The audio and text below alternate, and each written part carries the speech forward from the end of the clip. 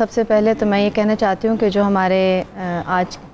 یہاں قرات ہوئی ہے جن آیات کی، جس میں قرآن کی عظیم الشان جو اس کا مرتبہ اس کے حوالے سے بتایا گیا ہے کہ اللہ تعالیٰ فرماتے ہیں لو انزلنا ھذا القرآن علی جبل لرأیتہ خاشعا متصدعا من خشیۃ اللہ، یعنی اتنی عظیم المرتبت کتاب ہے کہ اللہ تعالیٰ نے کہا اگر یہ جبال پہ بھی نازل ہوتی، پہاڑوں جو بے جان ہیں تو ان کو بھی تم دیکھتے کہ ریزہ ریزہ ہو جاتے۔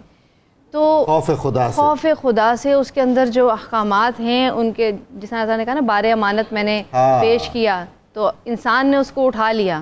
لیکن باقی تمام مخلوقات نے اس کا انکار کیا۔ بہرحال تو کہنے کی بات یہ ہے کہ جب یہ اتنی عظیم المرتبت کتاب ہے اور جس کا موضوع بھی کون ہے؟ انسان ہے، کسی اور کا ذکر نہیں ہے، فیہ ذکرکم، تمہارا ذکر ہے، تو یہ جو ہم ابھی بات کریں نا کہ اس میں تیزی آتی ہے تراویح کے اندر یا محافل شبینہ کے اندر، وہ اسی وجہ سے آتی ہے کہ جب ہم اس کو سمجھ نہیں رہے ہوتے، ہم سمجھے بغیر پڑھتے ہیں۔ تو ابھی جب جس طرح ہمارے ساتھی جو ہیں انہوں نے ذکر کیا کہ جو قرآن ہے اس میں جہاں پہ مقامات ہیں عذاب کا ذکر ہے، وہاں پہ آواز کے اندر خشیت آنی چاہیے، بالکل اس خوف کا ذکر جو ہے وہ آپ کی آواز سے ظاہر ہونا چاہیے۔ جہاں پہ ایک بشارت دی جا رہی ہے وہاں پہ ایک فرحت کا احساس آپ کی آواز سے ہونا چاہیے، لیکن وہ کب ہوگا؟ وہ اسی وقت ہو سکتا ہے جب ہم اس کو سمجھ کے پڑھیں گے۔ اور اس کے علاوہ خوش الحانی سے پڑھنے کی بھی بہت فضیلت ہے، اور کہا گیا ہے کہ قرآن کو اپنی آوازوں سے مزین کرو۔ اور اس کے علاوہ حضرت ابو موسیٰ اشعری کے حوالے سے ایک حدیث جو ہے وہ بیان کی جاتی ہے، جس میں حضرت ابو موسیٰ اشعری جو ہیں ان کے بارے میں کہا کہ رسول پاک صلی اللہ علیہ وسلم نے مجھے فرمایا کہ قد اوتیت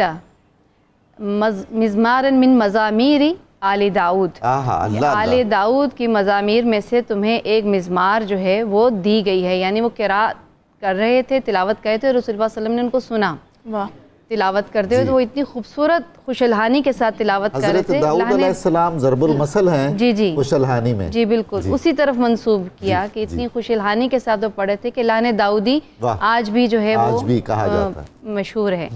تو یہ تمام چیزیں خوش الحانی سے پڑھنا بہت ضروری ہے، لیکن اس کے ساتھ ساتھ فہم کو مربوط کیے بغیر اس خوش الحانی کو، اس کے اتار چڑھاؤ کو ہم حاصل نہیں کر سکتے۔ تو یہ چیز بہت ضروری ہے اس حوالے سے، عربی زبان بہت ضروری ہے۔ ابھی جس طرح ذکر ہو رہا تھا، ہماری ساتھی ڈاکٹر فاطمہ نے بھی ذکر کیا کہ ڈاکٹر صاحب تھے اور وہ 60 سال کے بعد جس چیز کو دیکھ رہے تھے، یہ خوش آئند ضرور ہے، لیکن ہمارے معاشرے میں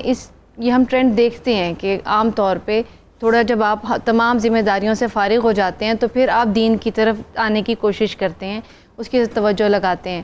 تو ہم نے نا دین اور دنیا کو الگ الگ خانوں میں بانٹا ہوا ہے۔ یہ میرا خیال ہے سب سے بڑا المیہ ہے اس وقت ہمارا، یعنی دین جو ہے وہ آپ کو دنیا سے الگ نہیں کرتا، ہمیں دونوں چیزوں کو ساتھ لے کر چلنا ہے۔ یعنی دین کے اندر ہی دنیا ہے،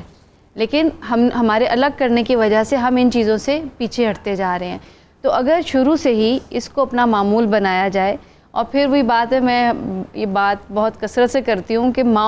ماں کی گود سے جو تعلیم ملنی چاہیے اس میں قرآن کا علم بھی شامل ہونا چاہیے، یعنی اس کا معمولات کے اندر ہو کہ وہ ڈیلی بیسس پہ قرآن کی جو ہے وہ آیات، قرآن کا سب سے پہلے پڑھنا، اور پھر اس کے بعد اس کی جو چھوٹی چھوٹی جو صورتیں ہیں 30ویں پارے کے اندر، وہ چھوٹی چھوٹی صورتیں جو ہیں وہ یاد کی جائیں، تاکہ قرآن جو نماز پڑھی جاتی ہے تو نماز کے اندر اکثر جو ہے وہ چند مخصوص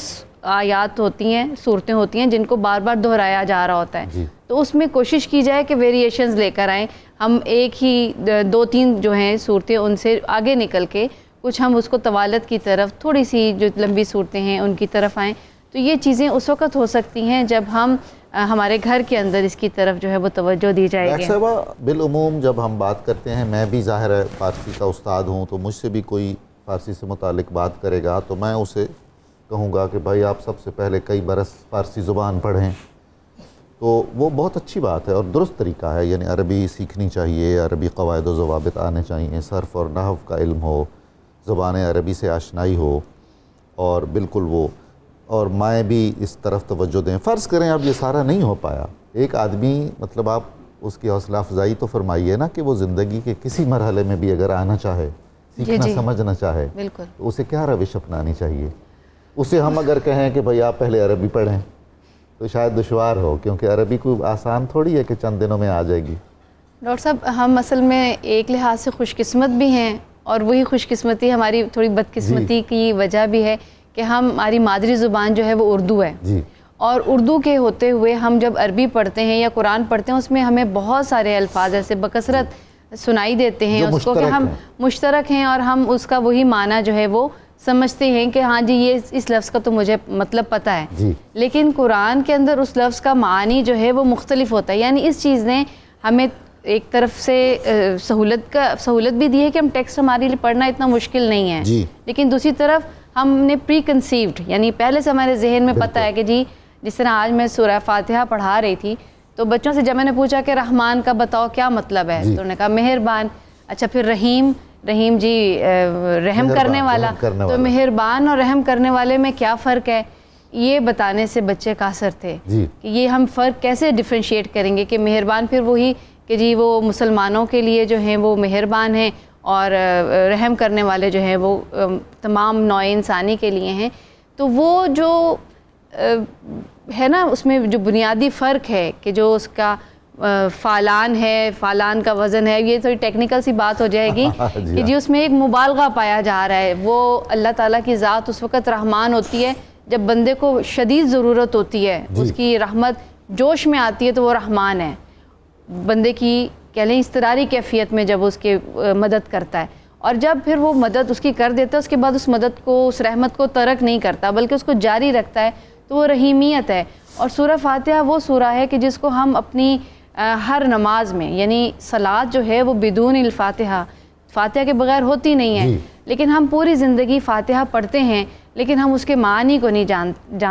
جاننے کی کوشش کرتے۔ تو یہ چیز جب تک اگر آسانی کی میں بات کروں کہ کس طرح سے کیا جا سکتا ہے، تو میرا خیال ہے کہ اس میں جو تفاسیر لکھی جا چکی ہیں ان کو باقاعدہ معمول بنایا جائے ترجمے سے آگے بڑھ کر، بالکل صحیح، یعنی ایسی تفاسیر کہ جو کہ فرقہ واریت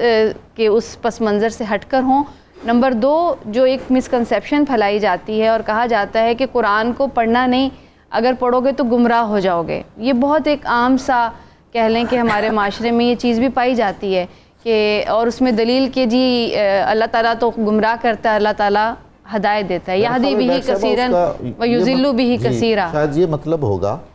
کہ ظاہر ہے قرآن کریم جن پر نازل ہوا ان کے آثار اگر ہمارے پیش نظر نہیں ہوں گے، احادیث سامنے نہیں ہوں گی، تطبیقی مطالعہ نہیں ہوگا، امکان تو ہے نا۔ اب یہ جتنے فرقے بنے ہوئے ہیں اور طرح طرح کا جو علامہ اقبال نے کہا کہ ایسی ایسی تعویل کی،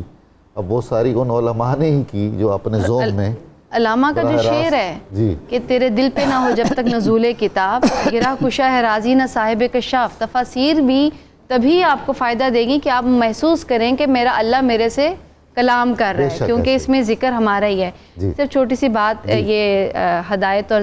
زلال کے حوالے سے کہ اللہ تعالیٰ نے اس میں آگے خود ہی بتا دیا ہے کہ گمراہ ہوتا کون ہے۔ اللہ گمراہ، یعنی اس میں گمراہی کا ذکر ان کے لیے ہے جو جن کے دلوں میں فسق ہے، ما یضل بہ الا الفاسقین، لیکن اس کو دلیل بنا دینا کہ اگر خود پڑھو گے تو گمراہ ہو جاؤ گے، ایسا کچھ نہیں ہے۔ خود پڑھیں گے، جدوجہد کریں گے، کوشش کریں گے، اللہ تعالیٰ اس میں، اللہ تعالیٰ کہتے ہیں ایک قدم میری طرف آؤ میں تمہاری طرف برکت ہوگی، 70 قدم آگے بڑھ کر آؤں گا، 10 قدم آگے بڑھ کر آؤں گا۔ تو پہلی کوشش ہماری طرف سے ہوگی، اللہ تعالیٰ آسانی کریں گے، اور دعا کا سلسلہ جو ہے وہ ضرور جاری رہنا چاہیے۔